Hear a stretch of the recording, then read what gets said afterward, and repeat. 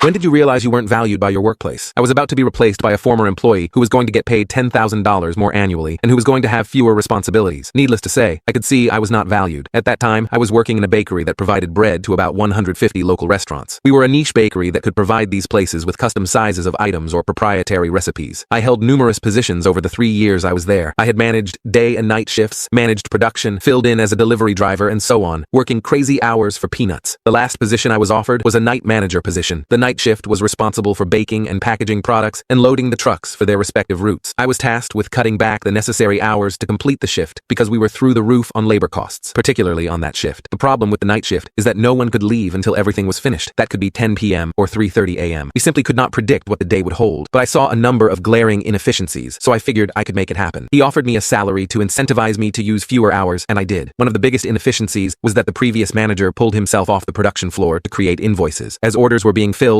this process would take hours as they would kind of trickle in. He was also keeping himself out of filling orders or any other work. When I started, I stayed on the floor until everything was done, helped load trucks and got everyone out before I started invoices. It would take me about an additional hour, but I was saving a lot of labor hours just by getting the other 6 people off the clock earlier. And we were finishing earlier because there were my additional hands. What was once routinely finishing at 1 a.m. became everyone leaving at 10 every night, even on days with heavy orders. Effectively, I was cutting out 18 labor hours a day. Do the math. Even with crap pay, that saves a huge amount of money. However, now my boss determined I wasn't working enough hours, so he kept trying to get me in earlier and earlier without changing my pay. I reminded him of what he tasked me with. He couldn't seem to see the problem. We went back and forth on this for a couple of months. Then one night, I was doing invoices. Right beside the keyboard was a typed up job offer for our former day shift manager. He had left after 16 years because he wanted a change of pace. The offer was giving him my job, but a more stripped down version. You see, when I got this position, I still kept all of my old responsibilities. I simply inherited another position at the same time. He was being offered $10,000 more. What? A fewer hours and less responsibility. This showed me that my hard work meant nothing. I was going to get pushed to the side over favoritism. I woke up the next morning and flung resumes and applications everywhere. I didn't care what I did. I'd drive a garbage truck if I needed to. I was not worried about dignity. Hell, I would have taken less money if it meant that I would be valued for what I did. I finally landed a new job with an amazing local business. This experience would make for another post and gave my boss a 2-week notice. When he asked why I was suddenly leaving, I told him the truth. I told him I could see that I was not valued for my work and that I was not going to be pushed aside so unfairly. I had to look out for myself and my family. You could see the "oh no" look on his face. He finally acknowledged that he understood. I left and began working for my current company, which I still love to this day. About a month later, I got a call from my old boss. Apparently, the former employee declined his offer. He wanted me to come back. Things were in shambles again. I politely declined and told him I was much happier where I am now. Sometimes, sticking to your guns is hard. It can be scary throwing yourself into the unknown. Ultimately, I think I value my job today much more because of the stark contrast against where I had been. Even as hard and stressful as it was, I'm glad I experienced it.